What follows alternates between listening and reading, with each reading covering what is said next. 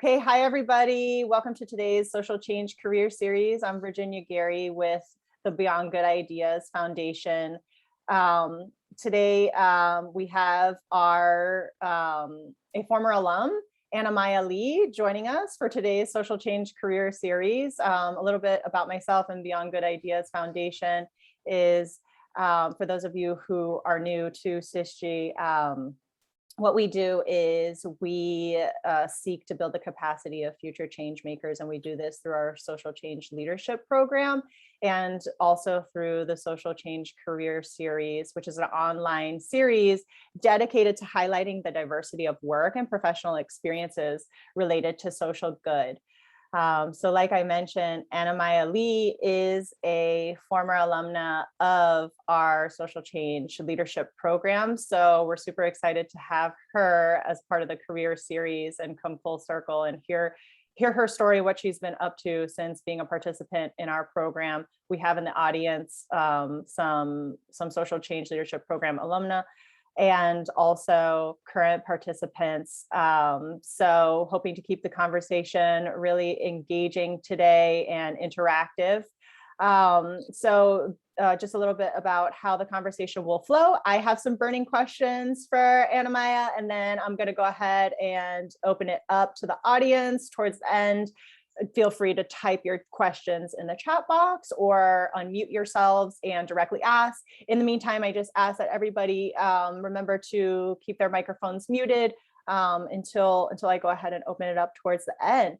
So without further ado, Anna-Maija, welcome. So excited to have you here today. If you could just introduce us to Anna-Maija and tell us about your career journey to date. Absolutely. So first of all, I saw Andrea and I like started crying. So something about me you need to know is that I very much am an emotional being. And so, and I really want participation. So Virginia and I were talking today, like to me, like all of this is about the next generations that go after us as social workers. For me specifically, anything that I can share, I honestly feel like I've been given this whole journey as a huge gift, and if there's anything you can take from it, like it blesses me greatly. So I don't know why, like, whoa, all this emotion came. It's because Thanera pushed me so hard out of my comfort zone. And I was always like, oh, I will tell you one thing quick before I start, but I was always like, I never wanted to be like a licensed therapist, you know? And I really credit Thanera and working with Thanera and her leadership and guidance and this internship program to where I am today. Like it's been a really huge blessing, and to be able to know like you can serve your community macro, like you can serve your world in such a cool way, like as a social worker in so many capacities. So anyway, I felt I should say that, but so yeah, super honored to be here. My journey kind of started, so I'm a single mom of 5. And at the time where this journey, I mean, it started long before, but I think we'll come back to that in the second question. But I kind of wanted to start with, I was a mom of 5. I had I had my daughter, my 5th child, not so long before. And it's really a testimony to me, I believe, and to all of you of like listening and being curious in the world, where your journey takes you and, different things that come across your path. And I had opened up the newspaper and there was like a 1-page ad for to do a 15-month bachelor's program with the College of St. Scholastica. And I was a stay-at-home mom of 5. And I had been working part-time at Caribou before I was on bed rest for my 4th one. And so I didn't go back into coffee after that. I was home, and I felt really called. Like I had been surrounded by educators growing up who really pushed me into education, but I always wanted to go into mental health. And I always tell people now, and young people especially, listen to that calling. Like if you feel a calling, even though you feel pressure from other people, it's important to listen. Because I ended back up around coming back full circle and going into mental health, which the education that I had, I was able to walk right into the 15-month undergrad program. and it was a satellite program for the College of Saint Scholastica here in Minnesota, and it was a journey where I really found myself. It was a bittersweet journey. They told us from the beginning, and I'm sure most of you could understand this. When you go into something like social work, it really pushes you to grow and evolve. And they really told us that from the beginning, if you're not on board, if you have a partner and you're not on board, um, it can be really tricky. So make sure this is something that you want to follow through with. And I did. I came out a social worker. I also came out divorced, and so it was interesting. My focus from the very beginning has always been on grief and loss experiences of children and teens, primarily death, divorce, parental incarceration, foster care placement, and parental deployment. And so uh, at that same time, then I was going through a divorce. So my own children and we were all grieving.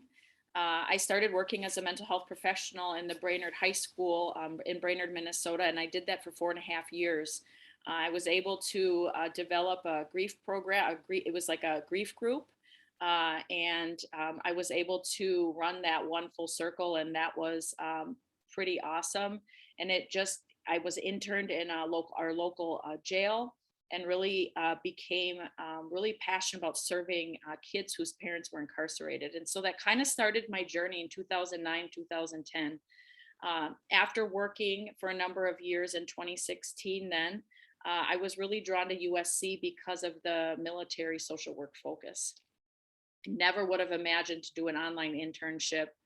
I did quit my job for a year to solely focus on the 1 year master's program. And I was home with my kids. And when I just remember everything about my CISG internship was super uncomfortable. I wanted to quit many, many times. And now look, like maybe Andrea, you could speak to this, but now we are in this pandemic. And now all of a sudden I have been trained in all these online platforms. And I've just been shocked at how much I've utilized these tools in a way I never would have expected. So, I was passionate about teens from the beginning, worked in the schools. After I graduated from USC, I felt a calling to move. And so I moved an hour south and took a school social work position in a local high school where I worked in level 4 special ed setting. I don't know how much any of you know about that, but just to be brief, we have level 1 through 4, and 1 is for special ed students who struggle, that might need a little bit of pull-out services, where 3 would mean they're in one classroom all day within the typical school setting. 4 is they're in a separate building because their behaviors or their mental challenges are too difficult to be in a typical setting. So up until December 2019, that's where I worked. And I just became super frustrated with what I was seeing. We were starting to learn about social emotional learning. This is where it started to really to kind of boom. And I really grabbed onto that because to me, and you'll hear me say this often, to me, social emotional learning is human 101. It's legit all of us learning how to be humans. When you think of the concepts of social emotional learning, right? We have self-awareness, self-management, social awareness, responsible decision-making, and relationship skills. Every one of us can benefit from these 5 concepts. And so I started doing a lot of group work surrounding social emotional learning, still working with a lot of youth with a lot of grief and loss. And I started to see this continuous pattern of teenagers getting jobs, quitting jobs, getting jobs, quitting jobs. And it just seemed they kept lacking. There was just this continuous lack in these certain skills, but there was nothing I could do about it. And at the time, my own teenagers started to have some mental health challenges. I had 2 specifically. So as a single mom, I was working as a social worker by day and coming home at night, trying not to be a social worker, trying to be a mom.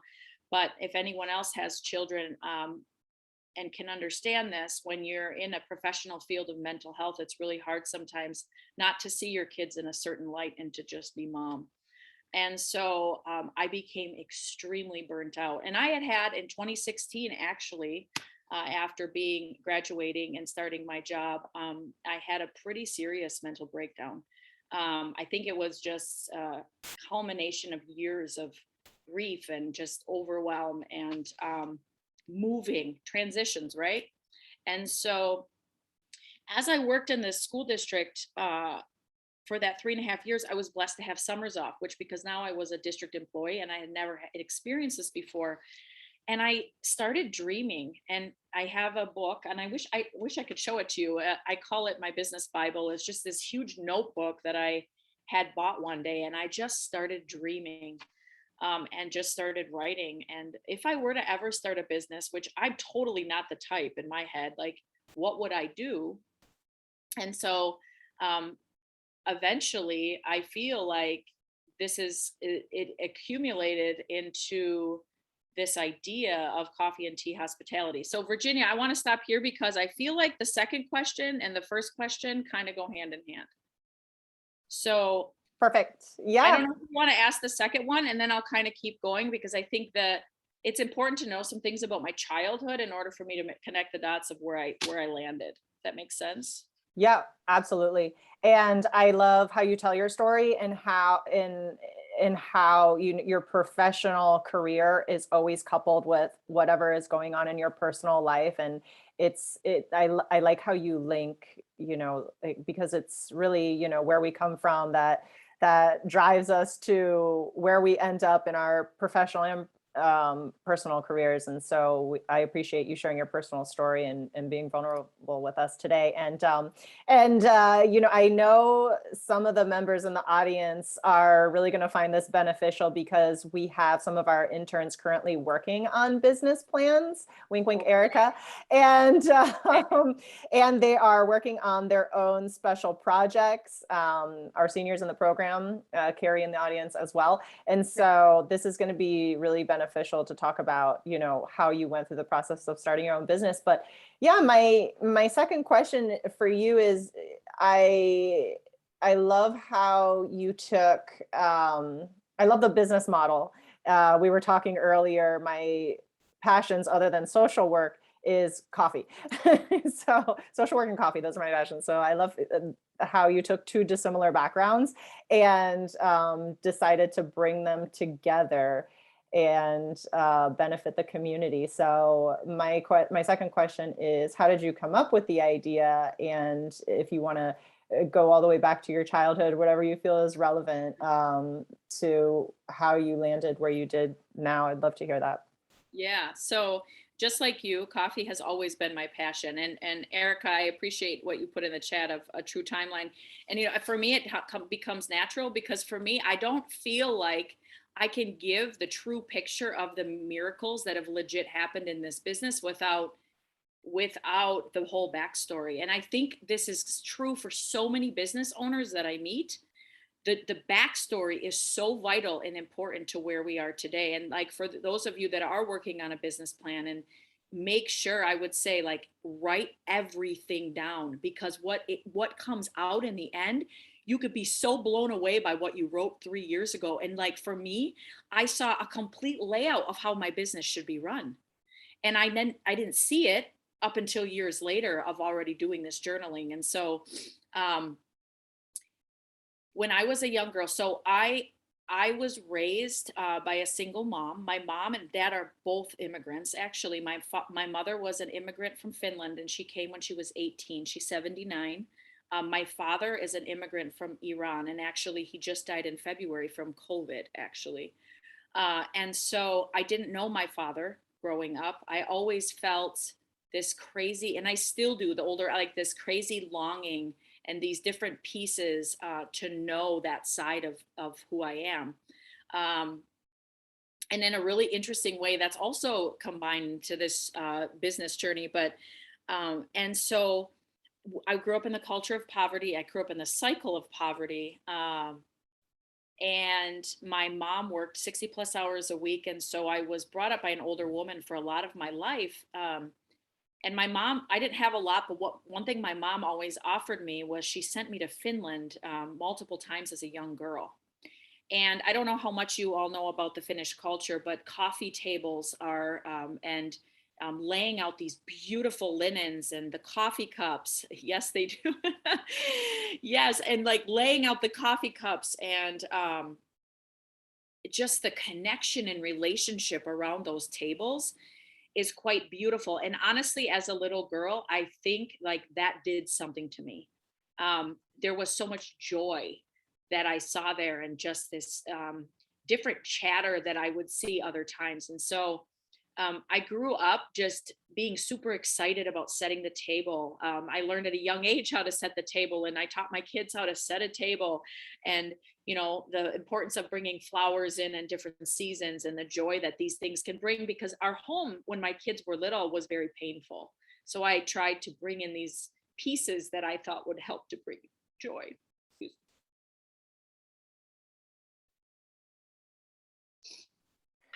Feel free to take a moment. I know it's all emotional stuff. Being a social worker, it's part of it. Yeah. And so growing up, I had a lot of mental health issues, and actually the local coffee shop was my safe place. I was a barista for my first job, and I would go to a city not far from me where I made coffee for people, and I knew right away that like I had ability to connect with people. Um, and I realized later in life that being an only child, I was forced into social situations that I actually necessarily weren't me, but I didn't really have an option. Um, and so, um, as a social worker, and during these years here in St. Cloud, as I was doing school social work, I started to think about like, what would happen? Like coffee, right? The idea of coffee is it's a connecting tool. It doesn't matter where you come from, your economic status. It doesn't matter what you look like. We can all come together around a cup of coffee or a cup of tea. And I started to think about, what are the common denominators between people? And what would it take if I actually took something I'm super passionate about and used it to employ teenagers? And like legitimately, that's how the idea came. It was like, what if I could take coffee and tea hospitality, not really knowing how it looked like, and use it to teach teenagers healthy social skills, healthy social emotional learning skills, and teach them how to give back to their community? And so that's kind of how the idea was born. And in the summers, I just kept um, dreaming and writing down ideas. And I would go online and I would see things that would pique my interest. And because I never, like when I did my internship with Sishi, I would tell this to Thanera all the time. Like even honestly, up until I decided to start my business, I had visited with Thanera, and I was in my last stages of towards my clinical license, and I was like, Thanera, it's not my jam. I don't want to do therapy. I don't have any interest in therapy, but everybody was pushing me constantly. You would make a phenomenal therapist. You would make a phenomenal therapist. And I thought to myself, I don't have to be a therapist to do good in my community. I don't have to be a therapist um, to do something that I want to do in this way of touching the bigger world, I guess, because that's how I see it. Um, and so I stopped doing, I stopped moving in the direction of clinical, changed everything up, became a licensed graduate social worker. And then December 2019 came, and I was triggered by a student pretty bad. And I heard an audible voice. My faith is really strong to me. I say that it's God, but it was like, it's time. You're done, and it's okay. And I'm going to take care of you. And I took a leave of absence, but everybody knew I wasn't coming back. My teenagers were very upset with me. They were like, you're quitting your job and you don't have another job. And I was like, I have to believe there's something bigger than this. And so it took me a month or so to kind of regroup myself. So in January, February-ish, I was like, you know what, I'm just going to start reaching out to business people in my area and just talking about my idea. And so I had purchased a $200 coffee cart plan from a woman who became my coffee cart mentor. She's a coffee cart business owner in California. And I contacted, an idea I had was to have the local high school, like the trades class, make my cart. And the idea was as we scale more carts, that they would continue to make my carts. But then COVID happened and life happened. And so The shop teacher made my cart, but the teenagers weren't able to participate. But so it was January, and then it went into February, and I was supposed to be meeting a young marketing professional to work on my logo, and he at this coffee shop, and he told me he couldn't meet me, but something told me I was still supposed to go there. And I saw these two men in the corner, and I've always been super curious about people, and I was like, so, I mean, I don't know, call it stereotyping, I don't know, but judging, it is my nature a bit. But I'm looking at them in the corner. One is like super quote unquote businessman, like the other man is like full of gauges and earrings and tattoos and like totally two different vibes of men. And I'm like, why are they meeting? Like that was my question. I had nothing better to do, but I felt like I was supposed to be there. So when the one individual left, I went up to the other man and I said, can I just ask who you are? And he said, well, I'm a local businessman. And I was like, oh, cool. Like, who do you, I was trying to think of something. I was like, who do you use for marketing? So then he started to talk to me, and then he asked me about myself, and I told him I was an aspiring entrepreneur, and I just kind of just threw in at the end. I don't have a clue why, but I was like, so I'm looking for an angel investor, wondering, you know, if you ever come across any in our area. I said, you know, please send them my way. And he looked at me and he said, well, I just might be one, but your pitch was over 30 seconds. So a little note on the whole pitch concept for those of you business people. I'm sorry, but I cannot give a pitch in under 30 seconds. It's not possible. I have been defining and redefining in the last year, but it's a really hard thing to do. I looked at him and I was like, I didn't know I was meeting my angel investor today. And he was like, well, you need to believe that anybody you meet might be your angel investor. And I was like, dang, like wrote that down. And the rest was history. Like so it's interesting. His sister was a social worker who loved coffee, who was a single mom, but lived in a different state. And I kind of feel like this is kind of the reason he always says we're very similar. But he became my angel investor. He owns 40% of my company. Our model that we've gone forward with is that I will be buying him out. And the thing that I've loved about him from the beginning is he's about releasing. And I hope to always be this way, as not only a leader, but a business owner, an aspiring investor, because my dream would be to invest in young people's businesses, but to release people in a way that's like based on what their needs are. And so that's our plan, and is that in the future that I would, you know, be able to, when I get to this point, that I would buy back the whole part of my company. But and so we became partners in March, and we launched last August. And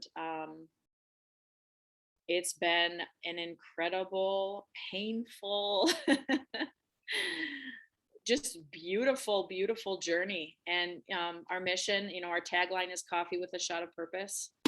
And the first mission of my company, as For the Love Project, doing business of community coffee cart. And I guess the biggest piece of that, the mission of that is to employ Central Minnesota teenagers using coffee and tea hospitality.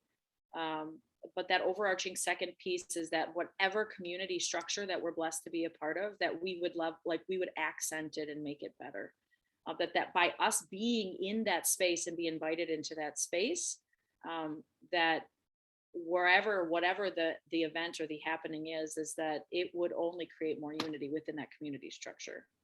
So I might have talked a little too far, Virginia. I don't know. No, this is great. I was looking at my notes and I'm like, I might have gone a little too far. No, I'm thoroughly enraptured with everything you're saying. So continue to speak on, and I'll just jump in whenever you're anybody finished. If you have questions, please. Like, I'm not really great, I'll tell you, I'm kind of ADD. I'm not really great at like reading, and you know, all of this stuff is a lot for me. So bear with me. But if anyone has questions, I really want this is about your time too. It's not like about me.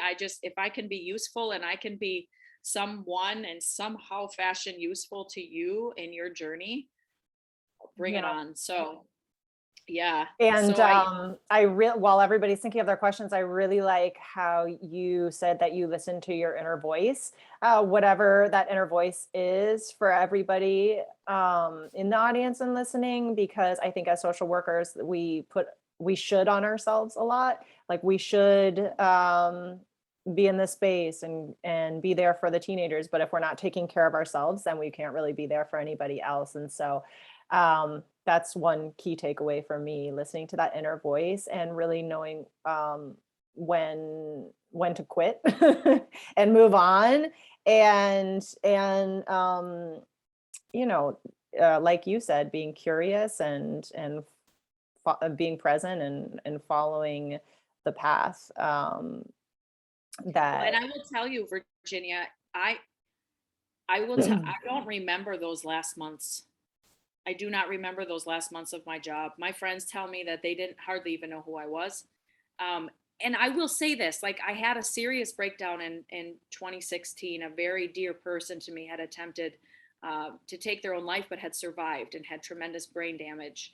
And in 2017, I had a concussion that left me sick for a good year and a half. And I could not function. And if you haven't had a concussion, it is so hard to even understand. It changed my life. My kids told me that I would come home and just go to bed. And it was like, I don't remember that part of my life. So I think that was culmination of things, right? But when I started to see, and to your point about self-care, when I started to recognize in myself like that hope for teenagers is gone, that scared the crap out of me. That scared the crap out of me. And I thought, there's got to be a better way. There's got to be a better way. And that's why, as a business owner, on my feed, if you were to follow me on social media, I talk a lot about self care and a lot about mental health and well being. And it's a lot of it is for me as reminders to myself that I'm not a good business owner. I'm not a good mother. I'm not good to my world if I'm not taking time for me.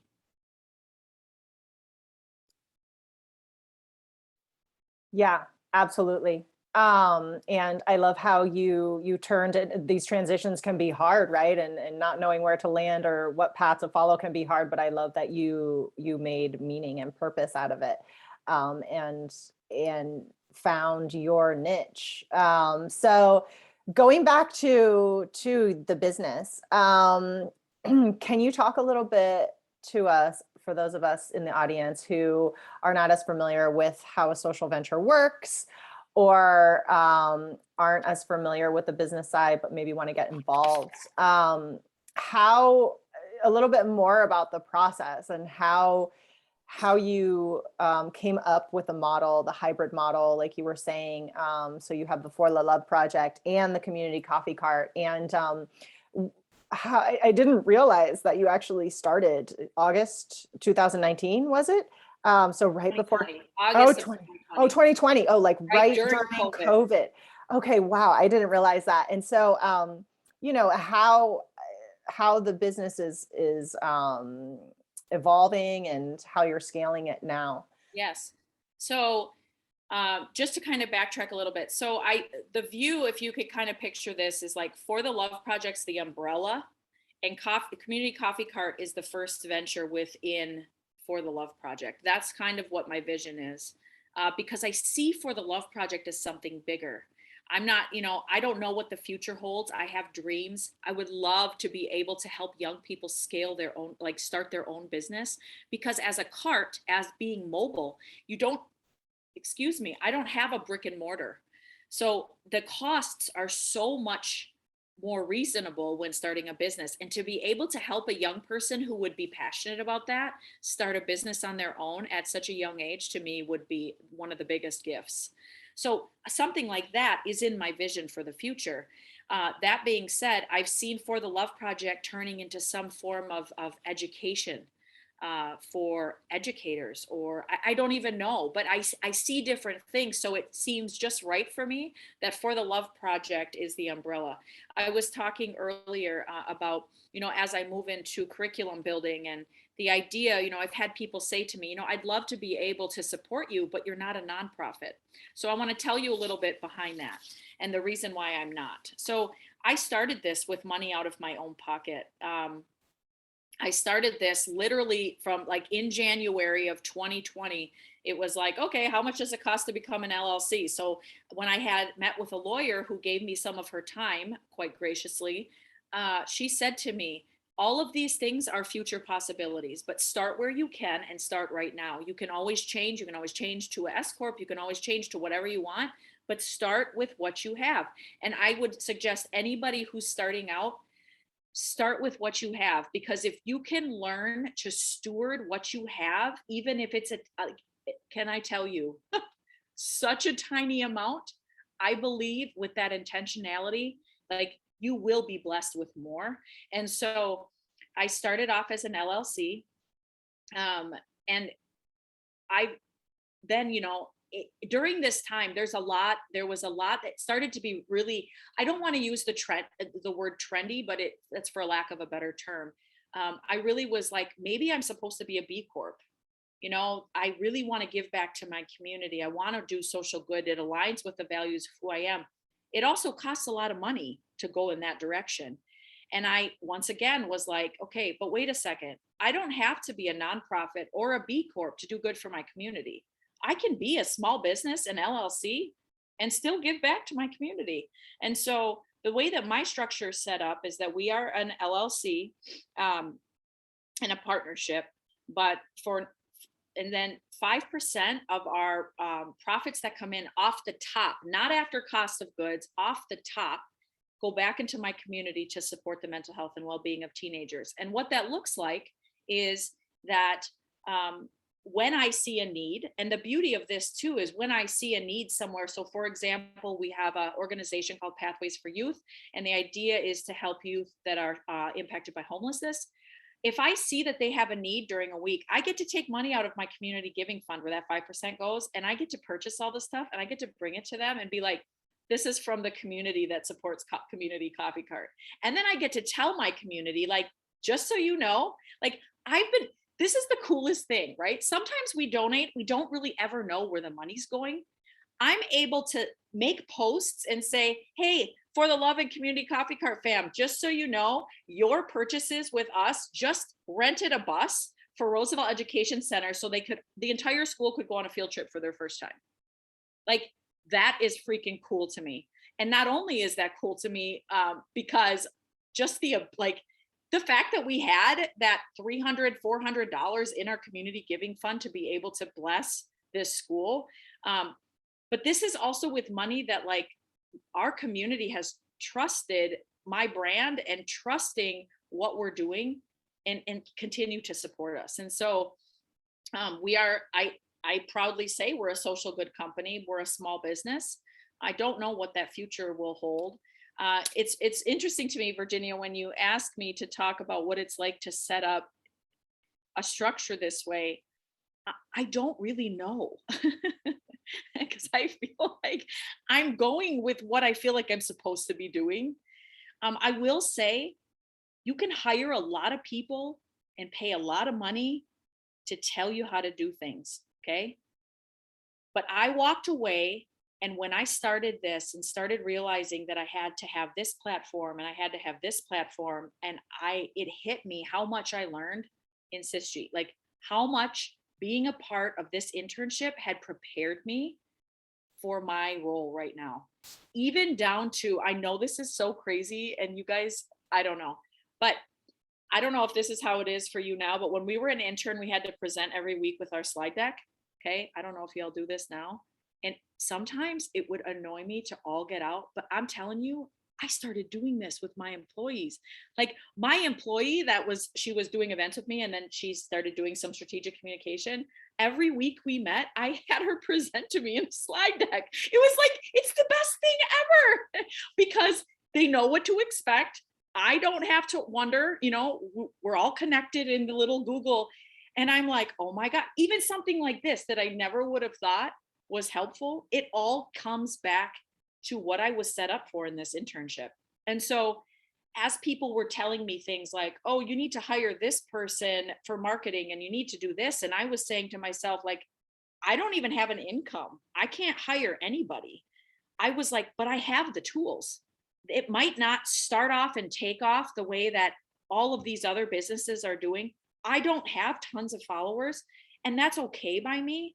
Sometimes I will tell you one thing, and if this is a nugget for you, great. It is really easy to get caught in the trap of comparison.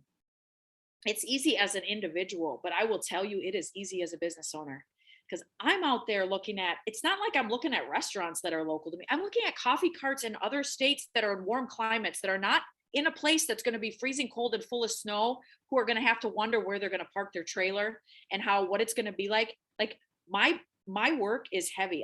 It's 2 hours of prep in like to get ready, get catering kits ready, but it's body work. It's pushing a hundreds of pound cart in a trailer on the back of my van, in any kind of weather, right?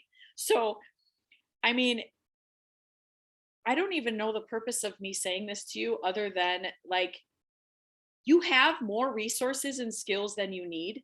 You really do. You have more, I shouldn't say than you need, more than you think you do, that are going to set you up for what you need in the future. It's about calling to those things, and realizing and seeing that what that is you have inside of you. Because every one of the platforms I learned, the way that I even feel like I lead, I learned from Thanera. The way that I want to be as a leader, I feel like I learned from Thanera. It's actually quite incredible to me. Yeah. So sorry if I got a little off tangent there, but the trap of comparison is so heavy, and it's, for me lately in the last few months. I pulled my back out, and I wasn't able to work the way that I wanted to or needed to. And I think I let myself just get into this kind of dark place. Those coffee carts in Texas, those coffee carts in Florida are not for the Love Project and Community Coffee Cart. And I need to remember this. And I say this to all of you, even in whatever your journey is. I think this pertains to anybody. It doesn't matter if you're a business owner or not. Like, we have our purpose, we have our mission. And it's so vital that if we want a vision and we want to scale forward, we have to stay in our lane. Looking in someone else's lane is not going to help, and it's not going to get us where we want to be. Just unmuting myself. Thank you for all that. A few takeaways for me. I like how you said, the way to give back is not just, you don't just have to start as a nonprofit. You can be an LLC and still give back to your community. And that's been a debate and a discussion we've been having of late in the internship program and amongst the team. And so I do appreciate that. And I know that you said you give back to youth, mental health, and well-being organizations that support that. And you also work in youth workforce development by employing youth. So how do you specifically feel that your work makes a difference for social issues on a macro scale, and makes a difference for social good? Honestly, I feel like it's from the way we interact with customers. It's to what kinds of recipes I put in my syrup. It's to the drinks that we offer. It's to my desire to, I've had part of my menu translated into Somali because we have a very large population of Somali here in our community. I'm working on getting my menu translated to Spanish at the moment. It's the way that I'm trying different social experiments, like pay as you want, because I don't believe that coffee and like should be a luxury that only certain people can try. And maybe it's the closest thing that I can do to giving it away for free without my business partner saying, would you remember that you are a business? Because I'm always like, my coffee cart's name is Joy, because we're bringing joy to the world, right?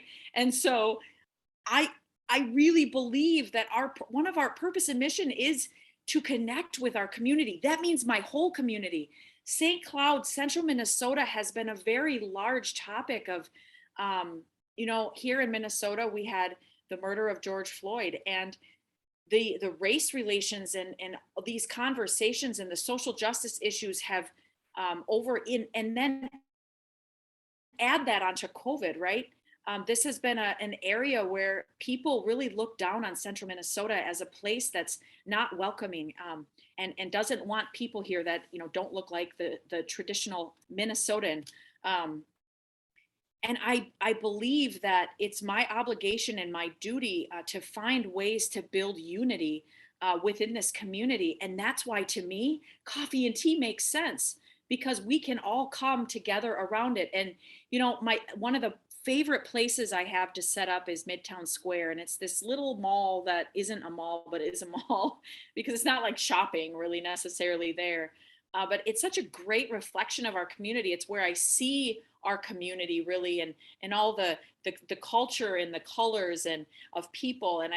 And that's my favorite place to go, because the other day I was there and it was like having espresso with a couple customers, and there was customers meeting customers. And that's another thing. I'm always introducing my customers to each other, and I want them to know each other, because this is something bigger than just us and coffee. It really is. And so it's a really hard question for me to answer, because everything I'm doing, I'm trying to look at a lens. And I want to look at my notes for this, because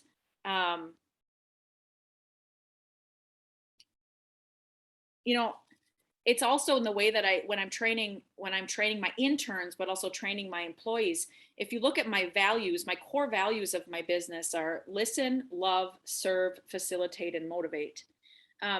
Motivate, well, love is love all people, and that's not always easy to do. And if I'm moving and I'm passionate about an issue, and at the same time I'm also a small business owner, and I have a value system that says love all, that means love the people that don't even agree with me. And how am I a model in my community to doing that, when sometimes the pressures are that you're supposed to be a certain way? So I'm still navigating this. I'm still navigating a lot of these topics. But when we look at my values and you look at motivate, it's motivate action around a cause. What does that mean for me personally? It might mean something about the mental health and wellness, like I talk about, that I'm passionate about, right? But it might mean something so when I meet with my employees and my interns, we talk about what are the causes you're passionate about. And I want to know what their causes are. And then I want to be able to rally around those causes that they're passionate about. But then let's make us bigger. What's my community passionate about? Because I need to also care about what my community is passionate about. And so I can get super overwhelmed when I think of ideas of social justice and racial equity and these topics. They're very heavy for me personally, but I have to go back to the core values of who I am and where I come from, right? Like two parents who are immigrants, and me just having this calling, I feel, on my life, to just love people. And how can you do it in a way that's non-confrontational? And feel like selling a cup of coffee or creating conversation around a cup of coffee, right? That's a really great way to do it, And so I could go more into this. There's so many. I was talking with my daughter last night. I'll be really transparent, my 20-year-old, and I was like, Fiona, how do you think, because oh wait, here's another thing. I did not realize till I became a coffee business, how much social work, social justice, and coffee go hand in hand. Where is our coffee coming from? Our coffee is coming from, like, I will never forget when the pressures I felt, like, who's your roaster going to be? Are you using a local roaster? And I will never forget one of, I would call him a coffee mentor, said to me, Anna-Maija, I want you to think about it this way. The only coffee roasters you're supporting are the farmers that are farming the coffee beans. And what are they getting paid for those coffee beans? And it really caused me to look and go, all of this trendiness around using a local roaster, how is that local roaster actually connecting to the fields and the farmers, and how are they supporting the farmers? So recently, I found out about someone connected me to a roaster in Nicaragua, and I've been trying their beans, and this is super exciting. The man is from like Minnesota. It's called Twin Engine Coffee. Um, the I cannot remember where his wife is from. It's the wife that I talked to. I feel like down south. They started a roastery in Nicaragua with the idea to be able to support the farmers at a greater level, not just supporting them financially, but with tools and being able to offer different skills and education. And more of the money, when they roast in Nicaragua, more of the money can stay with the farmers. And this is only what I've been learning. I have so much more to go, and I would say the same thing about social justice and how I'm using social justice and what makes me a social good company. I'm still learning. And I believe as long as I have the willingness to continue to learn, and to seek outside myself, listen to my teenagers that I hire. I was so blessed. My goal by this last summer was to have one intern. And we haven't really talked about the curriculum program I'm developing. I think we're going to get there, but I wanted one intern by this summer, and I was really blessed to have two. And both of them completed my 40-hour internship program. And I'm going to be really transparent about this when we're talking about social issues, and equity and justice, right?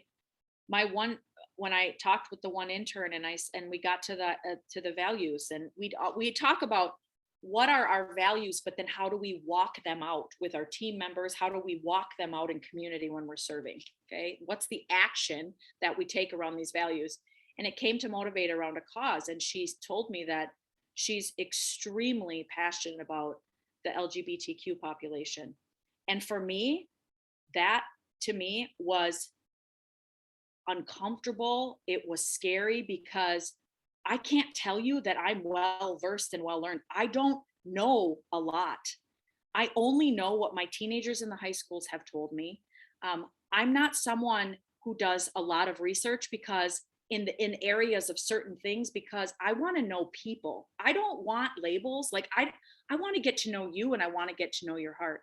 But it gave me such a beautiful opportunity to connect with her and say to her, like, I want to learn, teach me. And she made it safe and okay for me to ask questions, right? To ask questions. And then if I thought, okay, am I saying something wrong? Am I doing something wrong? But be able to have that conversation and say, if there's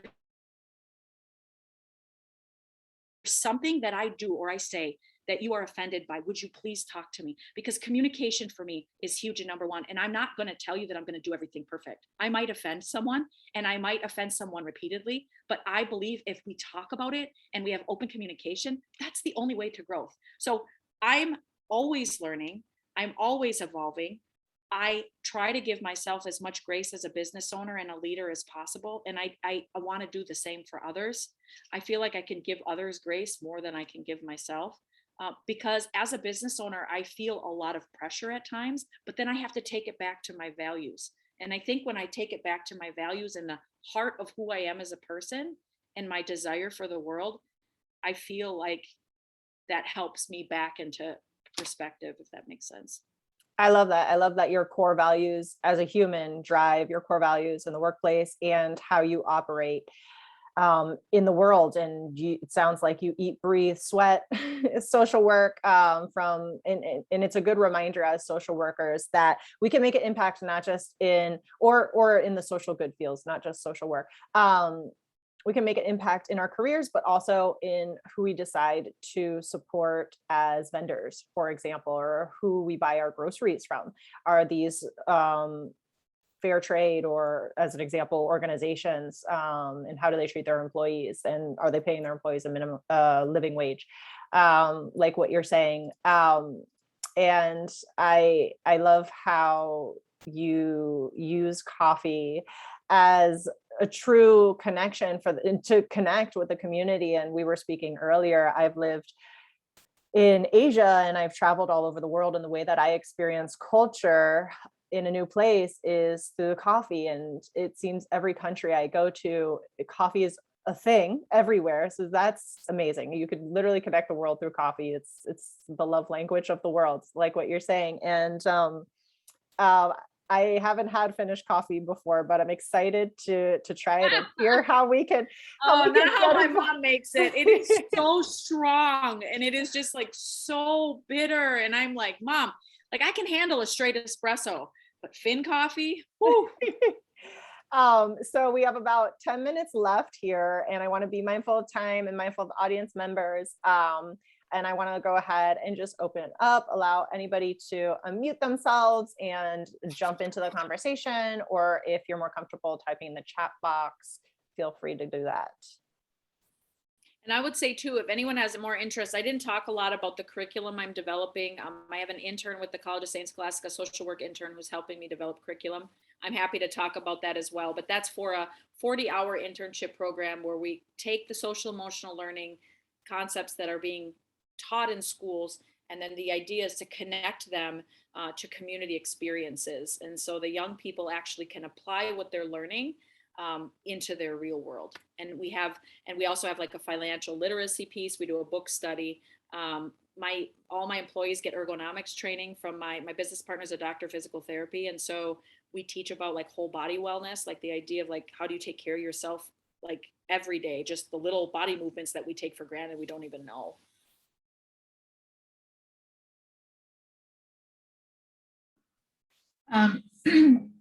America. Hi. Are you one of the I people that are starting your business plan? Yes. Is that what you Yes. said? Okay. Yes. So I'm currently in the midst of it, and it's been a whirlwind, and it's only been a couple of months, and I've like, you have so many ideas, but it's really been interesting to see like light bulb moments for me. And then I can see that whole timeline of like, well, if I do this and this and this and this, and I'm like, yeah, it's so exciting. But thank you. I did want to say thank you for coming and talking today. You were definitely speaking my language today. I am currently working my own LLC on my own social venture. So fingers crossed. And also I wanted to say, when I was in Finland, I was told by more than one person, if there's anything to take away from here, it's our coffee. And I still buy Finnish coffee. Oh my goodness. Okay, so when were you there? What year? 2015. Good for you. Just for fun, or because you knew people? Yeah, Or? no, just for fun. Good for you. Well, I would offer, take my information down. Virginia can give it to you. I'm always here for you to bounce ideas off of, or if you just need another person, 100% willing, because I get it. It's not for the weak, and it's but it's quite beautiful. Like some mornings when I wake up and I'm like stretching in bed and it's like 8:00 and I'm like, I think this is kind of why I did this. I have to remember, like, I did this also to give myself more freedom, because I realized for me as a social worker in a school, it was so rigid. And as a business owner, my ADD is like able to flourish in a way. And sometimes, and it's okay. Like, it's okay. I can let that be, like, you know what I'm saying? And so, yeah, good luck to you. And actually, I don't even say luck anymore. I believe everything happens for a reason. But I'm always here. So feel free to reach out, please. And I will reach back out to you. Thank you. Yeah, thank you. Thank you for offering to be a mentor to our future and current leaders in the field. We always appreciate all the mentors that we can get. Anytime. It's the least I can do for what I was given. Does anybody else have any questions? Feel free to raise. I'm open, and I'm 100% open to feedback. If there's anything that you heard or have questions about or leave you like wondering, please ask, or please feel free to reach out to me. I'm always willing, even if, let's say, you have ideas and wants to bounce them off of somebody, or, I'm always willing to be a resource as well. So, but yeah, feel free.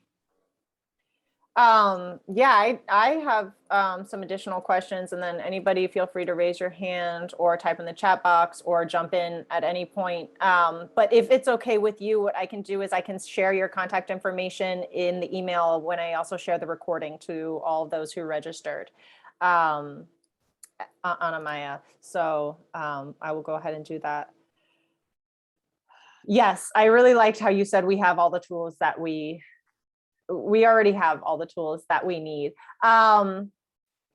If there's anything along those lines, like what is the skill that you think a social entrepreneur would need? Or what's besides knowing that we have all the tools that we need. What's like one piece of advice or something you wish you would have known? Yes, and I wrote this down. Hold on one second. Okay, so trusting yourself. Yeah. So, and I'm going to tell you guys something real. This might require therapy. I've done years of EMDR. And I will tell you straight up, if I were to ever become a therapist in my life, I would only do EMDR therapy. EMDR therapy changed my life. It legit changed my brain. But I will tell you, if you don't do that deep work, I was just listening to something the other day and it was like, it will come up over and over and over. And if worth is an issue for you, okay, I see Iris said that, is that how I say it, Iris? She said that she's in trauma therapy. And I'm assuming that you go by a she. Sorry if you do not. I apologize for that in advance. But for me, it was worth, and it continues to be worth. But if I don't work on that, it is going to come up for me over and over and over again. And I will tell you, like, when I said we have all the tools we have, I think what becomes the obstacle is actually ourself. It's the trusting. So that is one. Balance. Making sure that you are taking care of yourself first. And I will tell you something, as a visionary, I have learned this. When I am not taking care of myself, my visioning stops. So really, why aren't I just taking care of myself? Because it all comes back. Mind, body, soul, all of it, the balance is so necessary. Get out in nature. I have found changing the scenery for me, it's crazy what it does. I went to the state of Washington the other week for just 4 days. I literally mainly was in my friend's house, but it was a whole different scene. And it did something for my heart and my soul. Believing in the greater good and believing in something bigger than you, hands down. Because I think when we're able to do that, it's almost like it helps us remember that we can be hopeful. Owning where you're at. If you're just not in a place, it's okay. And like, put it down for a while and then come back. Like, it's okay. And maybe you start a business and then something happens and you have to stop. Own it. Don't keep pushing and pushing on something that you know in your gut isn't the right direction. Ask for help.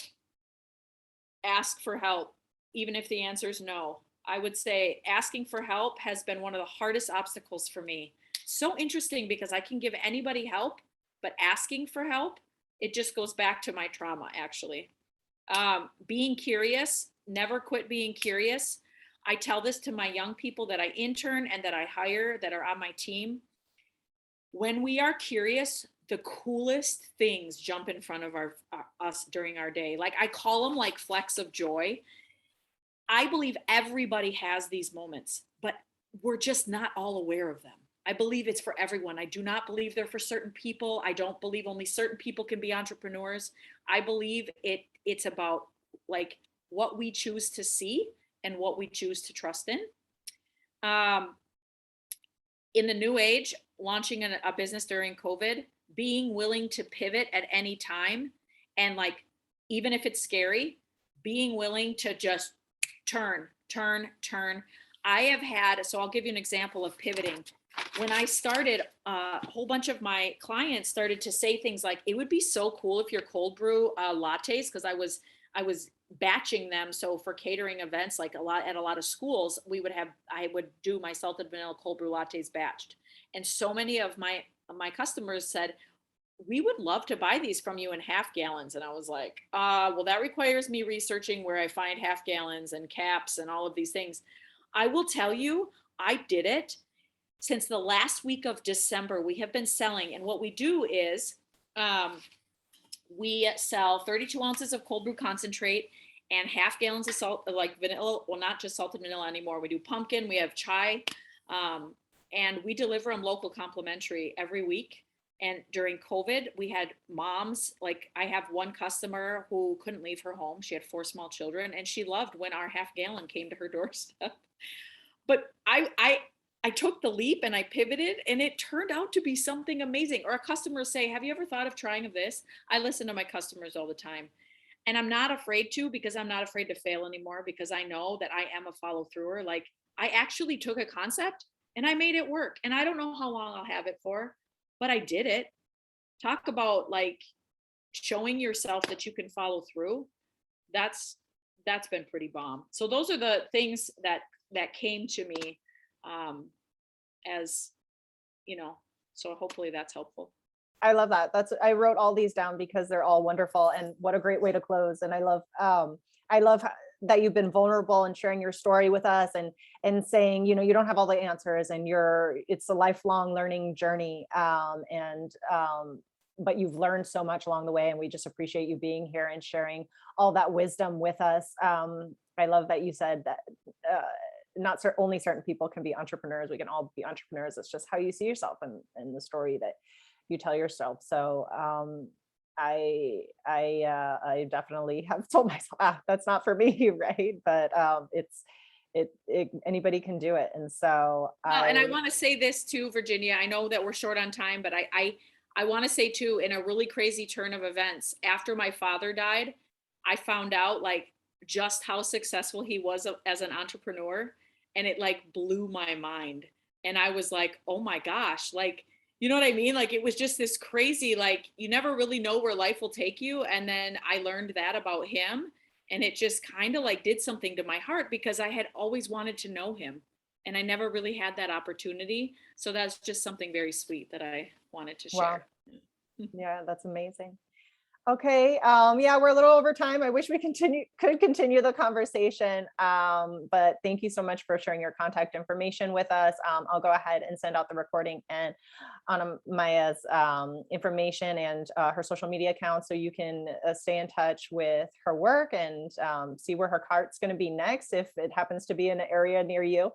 We look forward. That'd be so cool. Yeah, we were so happy to have you here with us today. I believe it. I believe you're going to scale. I'm out here in California, so I'll be talking to you about that. Yeah, that's right. We look forward to having you back in the CISG community, and having you back involved in the community. And thank you so much again. Let me just thank you to everybody. It was such a blessing. Yes, we have a lot of thank yous and appreciation coming through in the chats. And thank you all for being here today and being engaged and involved in the conversation. We will see you at the next one. Thank you so much. Bye-bye. Thank you. Bye-bye.